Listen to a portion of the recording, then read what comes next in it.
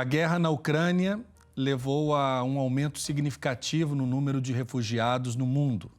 Segundo a Agência das Nações Unidas para Refugiados, já são mais de 1,5 milhão de pessoas que deixaram as suas casas. Quero só corrigir esse número, né?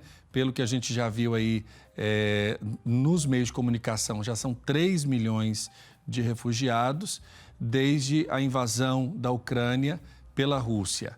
Uma realidade triste que tem preocupado também o Papa Francisco e toda a Igreja.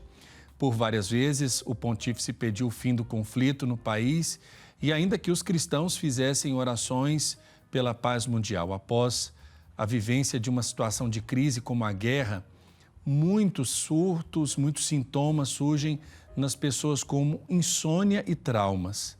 Na nossa roda de conversa de hoje, a gente vai falar um pouco sobre os impactos da notícia, dos fatos da guerra na saúde mental. E aqui comigo no estúdio, a psicóloga Rejane Soares Ferreira. Rejane, bem-vinda. Obrigada a todos, boa tarde. Vamos para mais uma roda de conversa.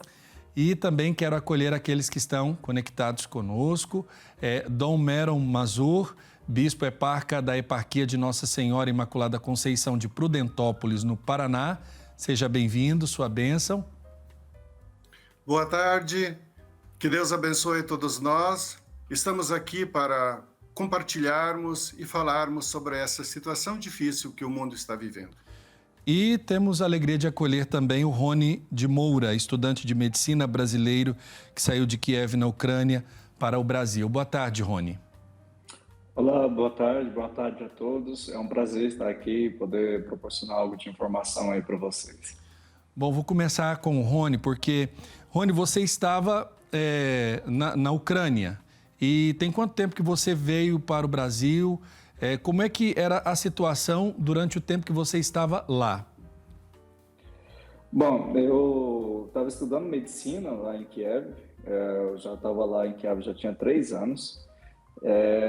Quando essa situação se escalou para o conflito mesmo, né, o conflito militar mesmo, bom, as nossas vidas mudaram completamente, né, não apenas a minha, como as das demais pessoas que eu conhecia.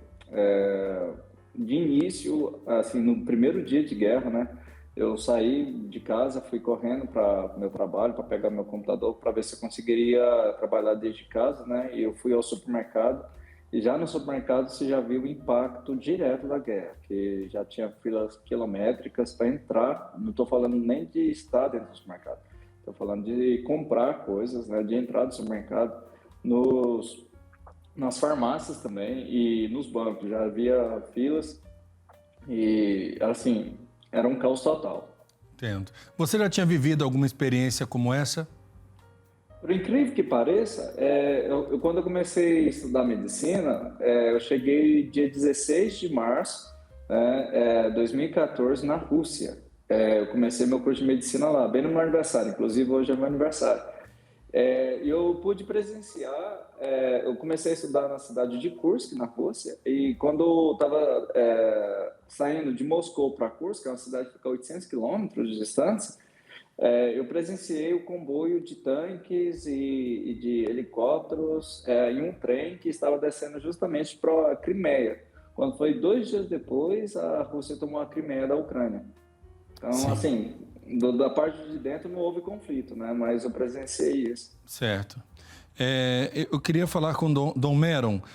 Como é que os ucranianos que estão aqui no Brasil, né, os descendentes, os ucranianos que estão aqui no Brasil, têm acompanhado esse conflito? E aí eu pergunto ao senhor, porque acredito que nós temos uma comunidade e ainda muitas pessoas não sabem que o Brasil tem uma comunidade muito grande de pessoas que são descendentes e de ucranianos mesmo que vieram para o nosso país tentar a vida. Como é que eles estão acompanhando essa situação, esse conflito nesse momento? Desde o início, quando surgiu o conflito, nós estamos vivendo com muita apreensão. As pessoas estão muito preocupadas, estão vivenciando, estão se reunindo, fazendo concentrações, estão obedecendo ao clamor da igreja, rezando muito, também estão prontos para acolher, se alguém procurar algum dos refugiados aqui no Brasil. Inclusive, estão incentivando, e Prudentópolis, ele tem uma parceria com o município de Ternópil, porque a maioria dos imigrantes são de lá. Então, o prefeito daqui escreveu uma carta convidando quem quiser se refugiar, que aqui em Prudentópolis serão bem aceitos. Olha que importante isso. Rejane, a gente está falando de um conflito que está acontecendo nesse momento, apesar das mesas de negociações estarem abertas. A gente sabe que o noticiário, ele apresenta números que vão nos assustando e que não fazem parte do nosso dia a dia. Volume de jovens, crianças que já perderam a vida com o conflito, pessoas desabrigadas, gente que deixou a Ucrânia, que tentou buscar condições melhores de sobrevivência fora desse país. Que consequências um conflito como esse na mídia causa para quem recebe esse tipo de informação? Bem, primeiro parabenizar o Rony, né, pelo seu aniversário, te agradecer por estar aqui com a gente. Hoje ele veio comemorar o aniversário dando esse bonito testemunho para ele. Obrigado, viu, Rony? E enfim, a gente precisa ter uma dimensão dessa palavra, né, chamada crise. Então, crise é quando o nosso organismo, inclusive o nosso aspecto psíquico, ele precisa mobilizar esforços porque algo entrou em desequilíbrio. E o ser humano, gente, ele não foi feito para matar outro ser humano. É muito avassalador ter uma notícia de guerra.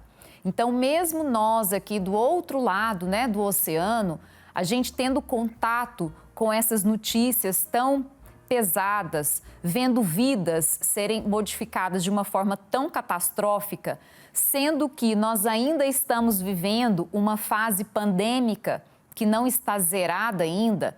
Então, é como se estivéssemos tendo condições de ter um momento para recarregar as nossas baterias e revitalizar as nossas energias, vem a notícia da guerra e faz com que o nosso emocional entre em crise. E talvez nos coloque ainda mais vulneráveis diante da situação do conflito, né? E é sobre isso que eu queria falar com o Rony. Rony, como é que foi que você recebeu a notícia do estado de guerra? Porque uma coisa é a gente ver tudo se movimentando, apontando para que o conflito fosse acontecer. Como é que você recebeu essa notícia estando... Você morava em Kiev ou em outra cidade? Exatamente. Oi? Em Kiev, certo. Exatamente. Como é que você recebeu essa notícia de que a guerra estava próxima, poderia ali estar começando? Olha, antes da notícia, eu deveria comentar que eu faço parte do grupo de brasileiras que estão na Ucrânia, né? No Facebook, e antes de começar o conflito, alguns jornalistas eles entraram em contato comigo e eu fiz algumas entrevistas e estava bastante cético a respeito de uma eventualidade de guerra, de uma eventual guerra, né? E sempre negava que não, estamos no século XXI, nós somos seres humanos, é impossível que isso vai acontecer agora nesse período. E, bom, um dia antes da guerra, eu cheguei do trabalho, porque além de estudar, eu também trabalho. Cheguei do trabalho, fiz minhas coisas normalmente e fui dormir, tranquilamente. No outro dia, quando eu acordei, existia um número de jornalistas no meu telefone, que eu não sei como é que eles descobriram meu telefone. E a guerra começou, por favor, me fale do seu feedback, o que está acontecendo aí? Eu olhei assim, olhei as notícias, eu não pude acreditar, eu comecei a chorar, eu chorei. Na hora que eu entendi que realmente eu estava em um país de guerra, eu comecei a chorar, de fato. Entendi. Você estava sozinho lá, ou você tem algum conhecido ou familiar por lá? Não, eu vivia sozinho mesmo, mas eu tenho companheiros, amigos, assim, há 3 anos, uma vida lá, né? Dom Meron, como a comunidade ucraniana católica aqui do Brasil tem acompanhado, por exemplo, notícias de seus familiares? Porque acredito que ainda existam relações desses grupos que se estabeleceram aqui no Brasil, na região do Paraná, com parentes que sejam distantes ou próximos, que estão na Ucrânia. Como é que eles têm feito esse contato e essa aproximação das apreensões, digamos assim, né? De ter que sair de casa, de ter que buscar abrigo, de ter que buscar um outro país. Ali nós vimos nas notícias que estão sendo acolhidos pela Moldávia, pela Polônia, também saindo por outros corredores humanitários ali criados. Como é que essa comunidade brasileira aqui do Brasil, principalmente essa que o senhor tem acompanhado, tem conversado com parentes e amigos de lá? A comunicação acontece através do WhatsApp. Inclusive, eu tenho contato com 2 pessoas que eu converso. Também acompanho através do Facebook a palavra de incentivo, para não perder a esperança do nosso arcebispo maior, Dom Sviatoslav Shevchuk, que é o arcebispo maior da nossa igreja. Então, ele incentiva, fala, então nós temos todo esse contato. Inclusive, ele resumindo a situação da Ucrânia, várias vezes ele afirmou, para dizer como encontra-se a Ucrânia hoje, encontra-se em rios de sangue e mar de lágrimas. E é muito triste a gente ver e saber, e quando falam que existem crianças que sozinhas vão atravessar, chorando as fronteiras, famílias destruídas, separadas. Como já lembramos aqui, milhões de refugiados, hospitais e creches bombardeadas, muitos civis mortos. Então, o pessoal está muito apreensivo e existe muita dor, muito sofrimento aqui da comunidade. Regiane, quando a gente está falando, por exemplo, nós primeiro falamos da notícia, né? Quando ela chega para a comunidade de uma forma geral. Agora, o refugiado, a pessoa que tem que deixar a sua pátria, ser acolhido, às vezes a gente pensa na primeira ajuda como uma ajuda humanitária, de roupa, de alimento, de um lugar para a pessoa se estabelecer, dormir, etc., ser acolhida, né? Mas e o cuidado com a saúde mental? Como é que está a cabeça dessa pessoa para ela poder, digamos assim, continuar a vida ceifada, por assim dizer, da sua terra, segregada de sua família, tendo que deixar para trás uma parte desse grupo familiar? A gente tem que supervalorizar toda essa ajuda humanitária de vários países, de vários povos que estão abraçando, né, e recebendo de uma forma tão bonita os ucranianos. E a gente sabe que muitas vezes aquele suporte material imediato tão necessário, oferecer um abrigo, oferecer comida, água, um lugar para aquecer, um lugar para se higienizar, para alimentar, enfim, isso é bem necessário. Mas também a gente tem que lembrar do suporte emocional. É claro que todos nós temos uma dimensão do que possa vir a ser entrar nessa situação de tamanha perda, mas as experiências são muito singulares. É muito único o que cada um perdeu. A subjetividade de cada pessoa está vivendo um luto específico.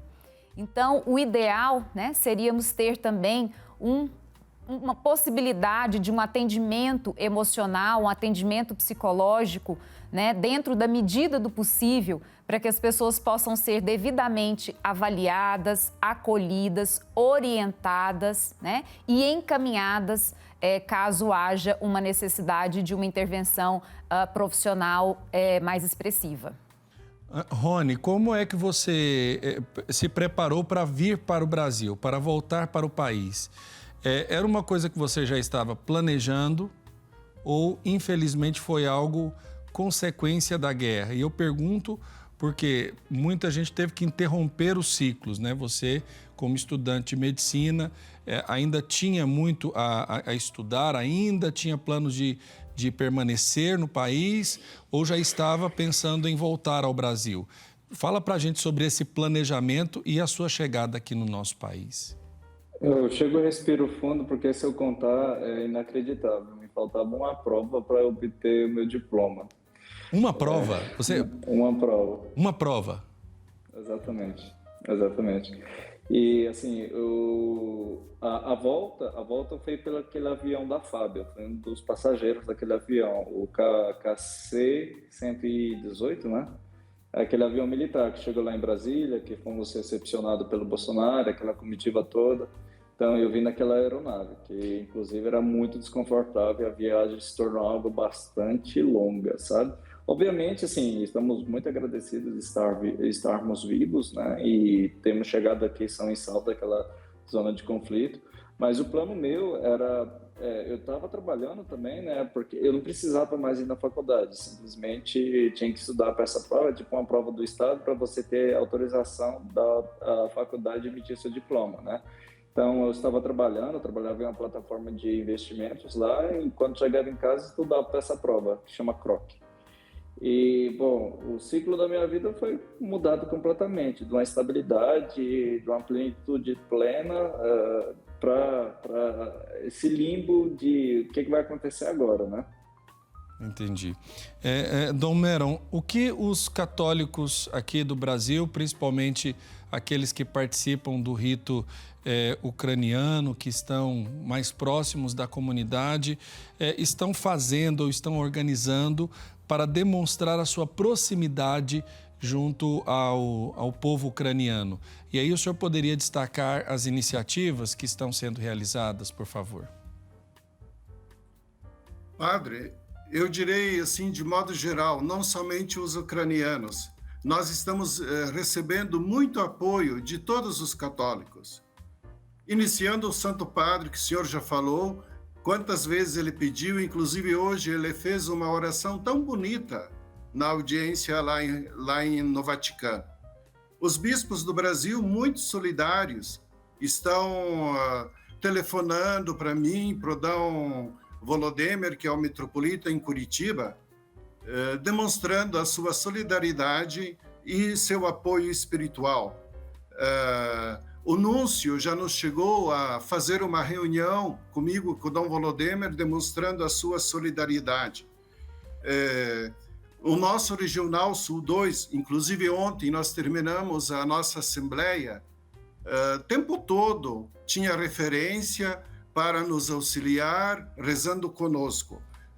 Tem muitas dioceses, inclusive o bispo de Guarapuava, no domingo passado, nós juntos celebramos uma missa, convocando todo o povo do município, mesmo chovendo muito, o povo estava rezando, pedindo a paz no mundo. Então, assim, a gente está recebendo muito apoio. E, inclusive, através do nosso Regional Sul 2 e através da Caritas, a metropolia e a eparquia estão fazendo uma arrecadação, uma ajuda para a Ucrânia, para aqueles que sofrem. Isso vai através do Caritas do Brasil e, por isso, assim, a gratidão é muito grande e há muito apoio.